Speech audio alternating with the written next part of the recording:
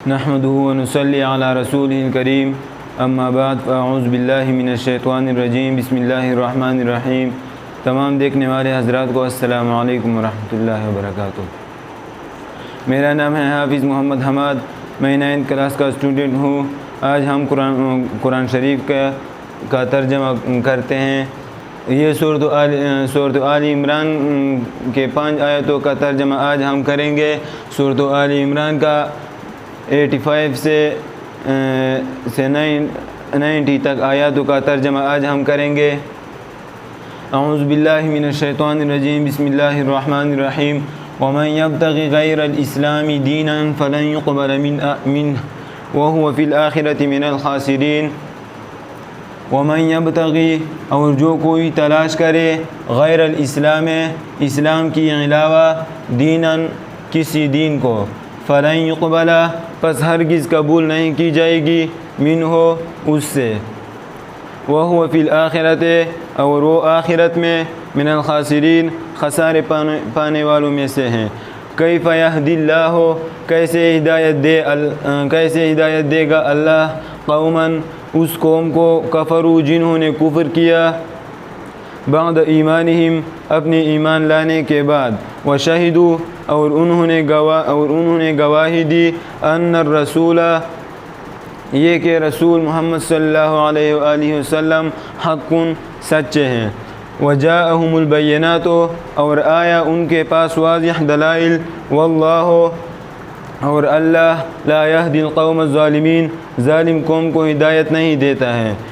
اولئک، اور وہی، جزاؤہم، ان کا بدلہ، ان علیہم، یہ کہ ان پر، لعنت اللہ، اللہ لعنت بھیجتا ہے، والملائکۃ، اور فرشتے، والناس اجمعین، اور سب کے سب لوگ، خالدین فیہا، وہ اس میں ہمیشہ رہیں گے، لا یخفف، اور اس سے ہلکی نہ کی جائے گی، عنہم العذاب، ان سے عذاب، ولا ہم ینظرون، اور نہ اس کو مہلت دی جائے گی، الا الذین، مگر وہ لوگ، تابوا، جنہوں نے توبہ کیا، من بعد ذالک، اس کے بعد، واصلحوا، اور انہوں نے اصلاح کی، فإن اللہ غفور رحیم، پس بے شک اللہ تعالیٰ بخشنے والا اور رحم کرنے والا ذات ہیں۔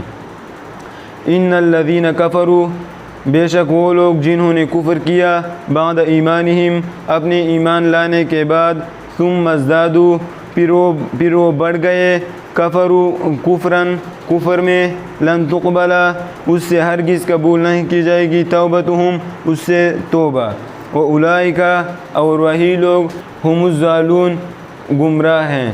ان الذین کفروا، پس بے شک وہ لوگ جنہوں نے کفر کیا، وماتوا، اور وہ مرے، وہم کفار، اور وہ کافر ہیں، فلن یقبل، پس اس سے ہرگز قبول نہیں کی جائے گی، من احدہم، کسی ایک سے، ملء الارض،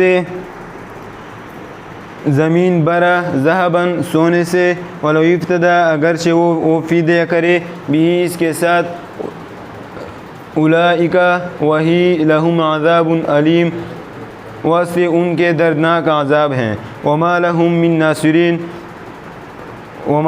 ناصرین، اور واسطے ان کے مدد نہیں کی جائے گی۔ اس آیات میں ہمیں یہ سبق ملتا ہے کہ اللہ تعالیٰ کو اسلام پسند ہے، یعنی اسلام کی دین پسند ہے، اور جو کوئی اسلام کے علاوہ اور دین کی تلاش کرتے ہیں وہ کافر ہیں۔ جیسے ہم نے دوسرے پارے میں پڑھا تھا، ان الصفا والمروۃ من شعائر اللہ فمن حج البیت او اعتمر فلا جناح علیہ ان یطوف بہما ومن تطوع خیرا فإن اللہ شاکر علیم۔ ان الذین یکتمون ما انزلنا من البینات